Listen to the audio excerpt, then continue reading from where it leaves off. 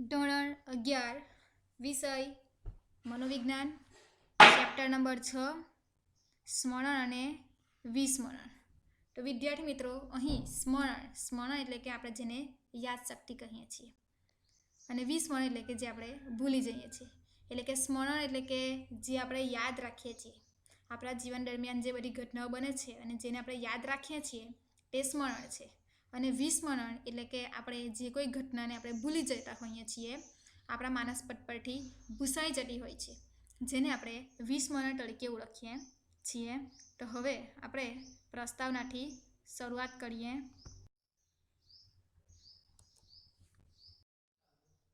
તો પ્રસ્તાવનામાં આપણે જોઈએ કે સ્મરણ અથવા તો સ્મરણને બીજા શબ્દમાં સ્મૃતિ તરીકે પણ ઓળખવામાં આવે છે, જે આપણા મગજનું સૌથી મહત્વનું કાર્ય છે। હવે તમે સ્મરણ વિનાના જીવનની કલ્પના કરો તો સ્મરણ વિનાના જીવનની કોઈ કલ્પના જ નહીં થઈ શકે, કેમ કે કલ્પના કરવા માટે પણ આપણે અમુક બાબતોની યાદશક્તિ હોવી જરૂરી છે। પરંતુ જો તમે યાદ જ ન રાખી શકતા હોય, તમે સ્મરણ જ ન કરી શકતા હોય, તો સ્મરણ વગરના જીવનની કલ્પના કરવી પણ મુશ્કેલ છે। જો તમે સ્મરણ ન કરી શકતા હોત તો આપણે દરેક માનવીઓ એકબીજા માનવીને ઓળખી ન શકતા હોત, આપણે ભાષા પણ ન શીખી શકતા હોત, આપણે કોઈ પણ પ્રકારના કાર્યો પણ સારી રીતે કરી શકતા ન હોત। જો તમે તમારા કોઈ પણ કામ અર્થે તમારા ઘરથી બહાર નીકળ્યા હોત, તો જો તમને તમારું ઘર તમને યાદ જ ન હોત કે મારે મારા ઘરે જવાનું છે, તો તમે તમારા ઘરે પણ પહોંચી શકતા ન હોત। તો આમ ટૂંકમાં કહેવું હોય તો સ્મરણ એટલે કે આપણી જે યાદશક્તિ છે, જેને સ્મરણ તરીકે ઓળખવામાં આવે છે। આમ આપણે ટૂંકમાં કહેવું હોય તો જો સ્મરણ ન હોત તો આપણે ઇતિહાસ પર આજે ન હોત, અને ઇતિહાસ ન હોત તો આપણી પાસે કોઈ પણ પ્રકારના કૌશલ્યો પણ ન હોત। ટૂંકમાં આમ તમામ પ્રકારનું જે જ્ઞાન છે, આ બધાનો આધાર એ આપણી સ્મરણ શક્તિની ઉપર જ રહેલો છે। એ જ રીતે આધુનિક મનોવૈજ્ઞાનિકો એમ કહે છે કે તમામ પ્રકારની જે બોધાત્મક પ્રક્રિયાઓ છે, જેવી કે પ્રત્યક્ષીકરણ, ધ્યાન, વિચારણા, સમસ્યા ઉકેલ, આ તમામ પ્રકારની બોધાત્મક પ્રક્રિયાઓ જે છે તે સ્મરણ પ્રક્રિયામાં અગત્યનો ભાગ ભજવે છે। આપણા જીવનમાં અનેક પ્રકારની ઘટનાઓ બને છે, આપણે અનેક ઉજવણીઓ કરીએ છીએ, મિત્રો સાથે પાર્ટી કરીએ છીએ, અનેક પ્રકારના બનાવો બને છે, પરંતુ તેમાંના કેટલાક જે યાદગાર પ્રસંગો હોય છે, જે આપણને કાયમ માટે યાદ રહી જતા હોય છે। એટલે કે આપણી આ જે યાદગીરી છે તેનું મુખ્ય કારણ એ આપણી જે સ્મરણ શક્તિ છે તેના ઉપર રહેલો હોય છે, અને આપણી આ સ્મરણ શક્તિના લીધે જ આપણે ભૂતકાળમાં બનેલી તમામ પ્રકારની ઘટનાઓને ખૂબ જ સારી રીતે યાદ રાખી શકીએ છીએ। એટલે કે આપણે જે કોઈ પણ બનાવ કે ઘટના બને આપણી સમક્ષ, જેમ કે રોજબરોજ અનેક પ્રકારના બનાવો બનતા હોય છે, જેમ કે મિત્રો સાથે પાર્ટી કરી હોય, મિત્રો સાથે કોઈ જગ્યાએ ફરવા ગયા હોય, કોઈકના લગ્નમાં ગયા હોય, પછી કોઈક વખત મતલબ કે અચાનક તમારી પર કોઈ આપત્તિ આવી પડી હોય, તમે કોઈકનો અકસ્માત જોયા હોય, તો આ બધી જ ઘટનાઓ બને છે તમારી સમક્ષ।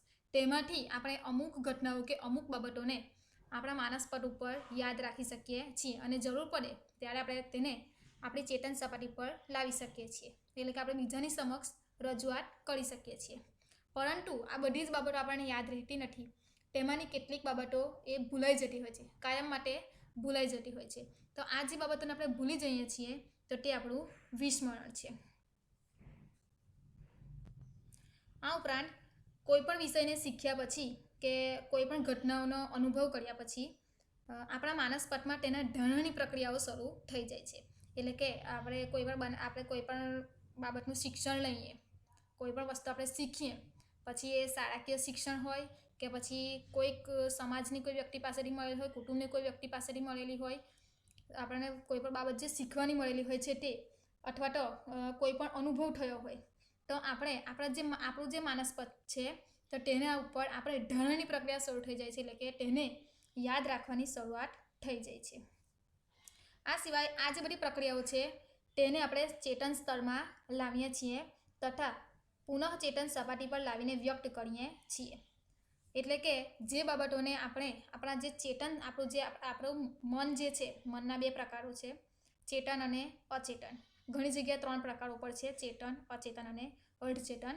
તો આપણે જે બાબતોને આપણા જે ચેતન મન છે, આપણું જે જાગ્રત મન છે, તેના ઉપર લાવી શકીએ તો તે સ્મરણ છે. અને જે બાબતો આપણી અચેતન મનમાં ચાલી જાય છે, જે કાયમ માટે ભૂલાઈ જતી હોય છે, તો તે વિસ્મરણ છે.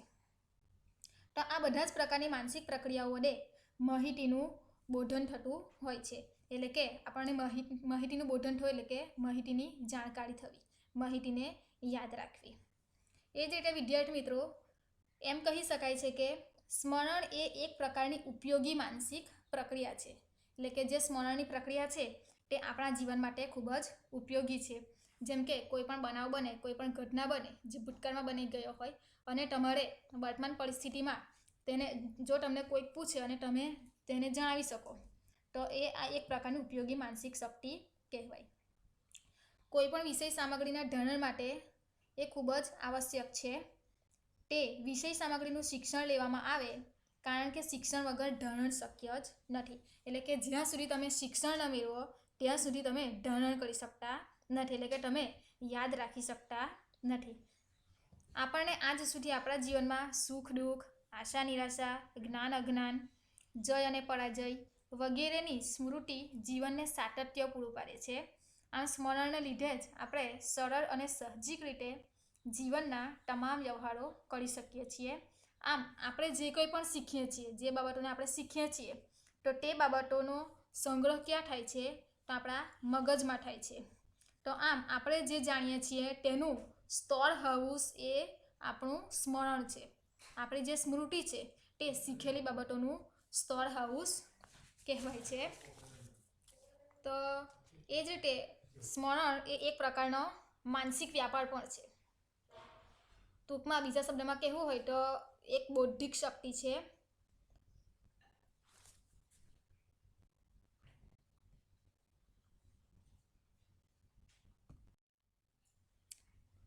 હવે આપણે જે સ્મરણની વ્યાખ્યાઓ છે, તો વ્યાખ્યાઓ એક પછી એક જોઈ લઈએ. ખાસ કરીને આજે બધી વ્યાખ્યાઓ છે તેમાંની કોઈ પણ એક વ્યાખ્યા એક્ઝામમાં પૂછાય છે.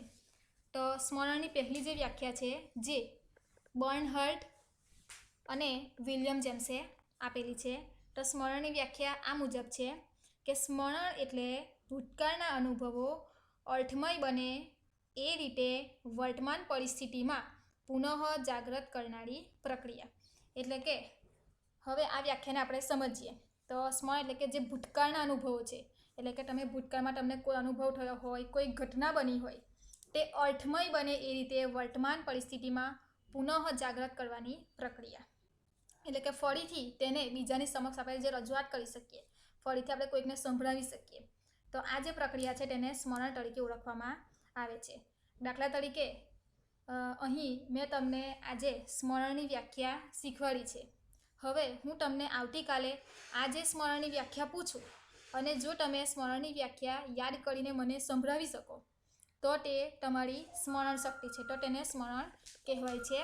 તો આ જે વ્યાખ્યા છે તે બર્નહાર્ટ અને વિલિયમ જેમ્સે આપેલી છે.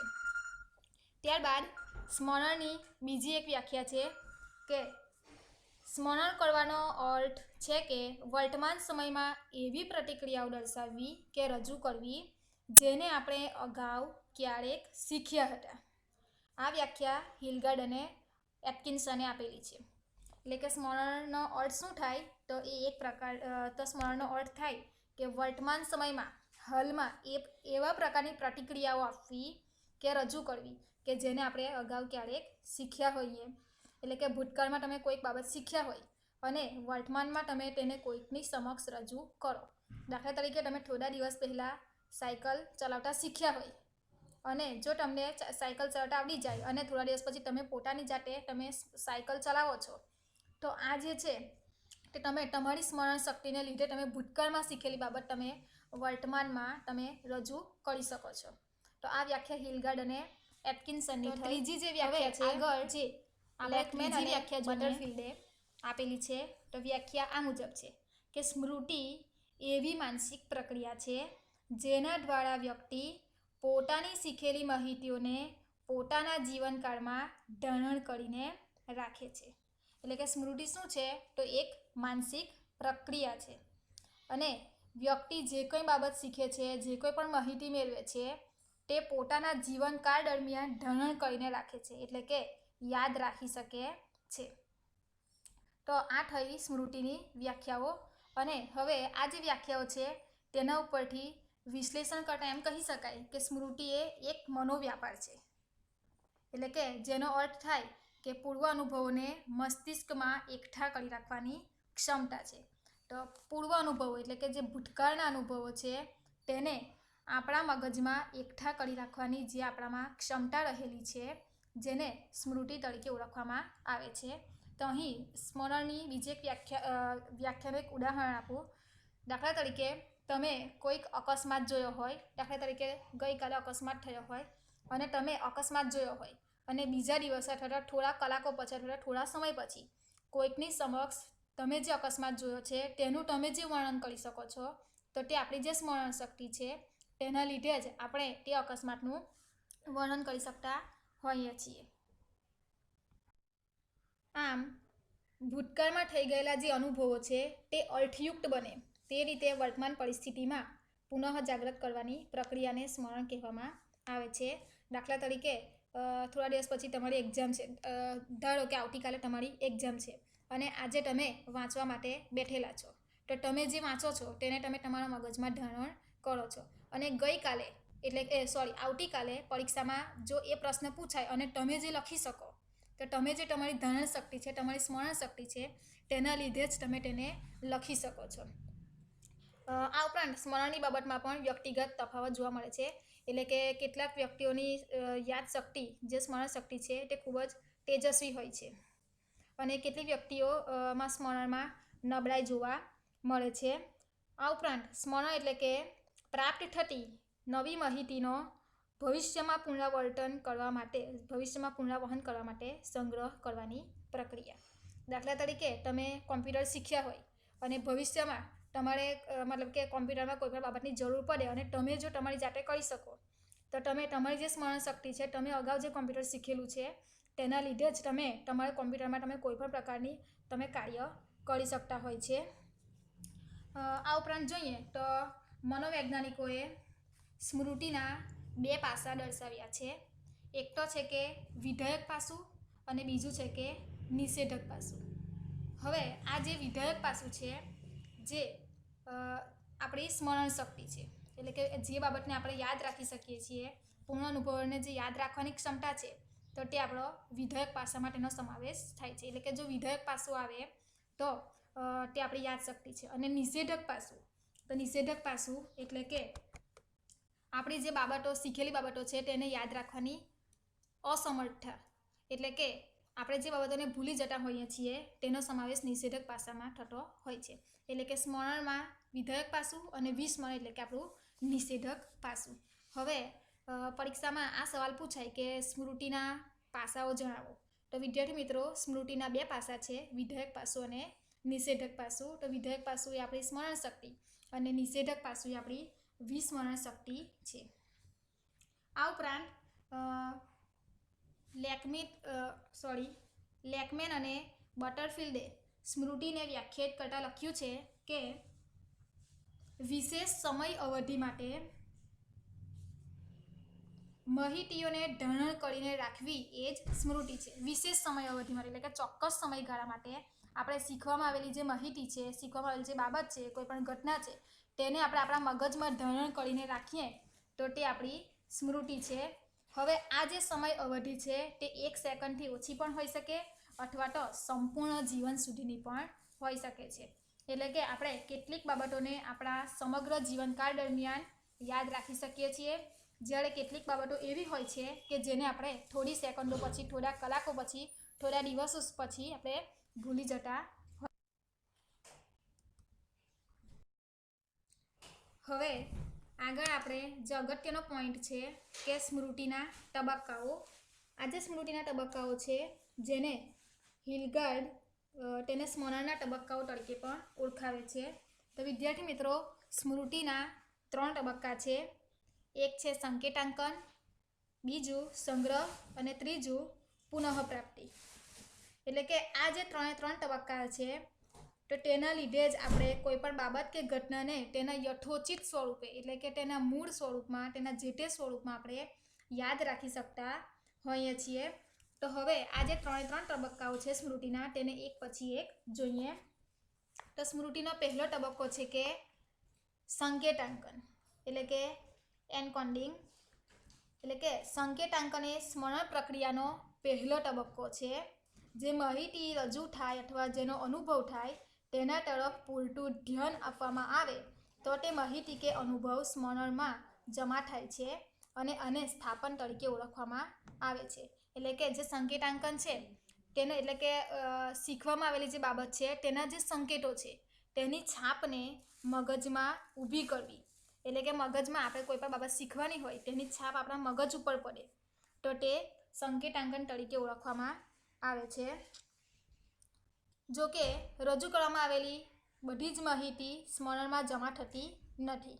એટલે કે સંકેતાંકન એ સંચયની પૂર્વ શરત છે. એટલે કે અહીં સંકેતાંકન એટલે કે માહિતીનું સંકેતો સ્વરૂપે જે આપણા મગજમાં અંકાઈ જાય છે જેને સંકેતાંકન તરીકે ઓળખવામાં આવે છે.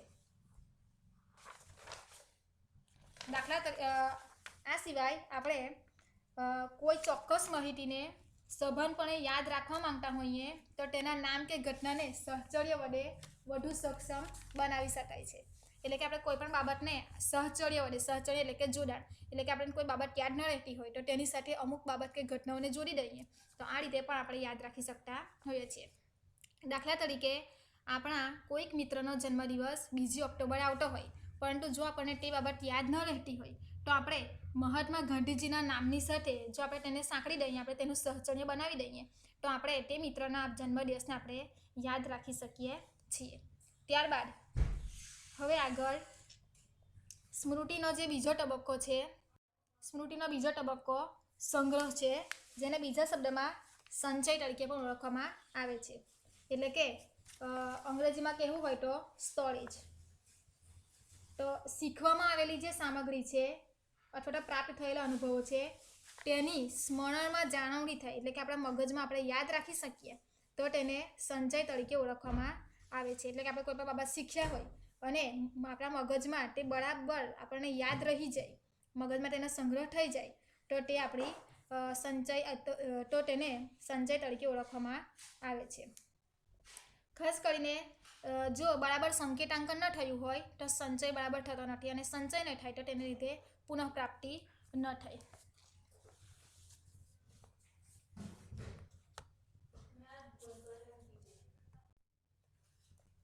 હવે આગળ કે સંકેતાંકન થયેલી માહિતીના સંગ્રહ માટે મગજમાં કોઈક સ્વરૂપનો ફેરફાર થવો જરૂરી છે અને આવો જે ફેરફાર થાય છે જેને ઘનીકરણ તરીકે ઓળખવામાં આવે છે. એટલે કે અહીં ઘનીકરણની વ્યાખ્યા પૂછાય તો ઘનીકરણ કોને કહેવાય તો મગજમાં માહિતીના સંગ્રહ માટે કોઈક સ્વરૂપમાં થતો ફેરફાર જેને ઘનીકરણ તરીકે ઓળખવામાં આવે છે.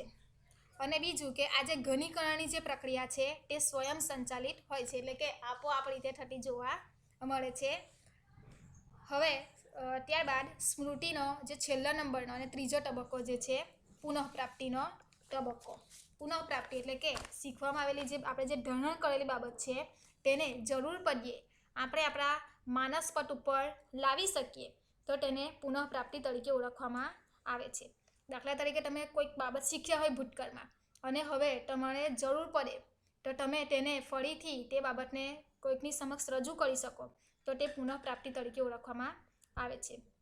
દાખલા તરીકે તમારે મનોવિજ્ઞાનનું પેપર છે એક્ઝામ ચાલુ છે અને મનોવિજ્ઞાનનું પેપર છે.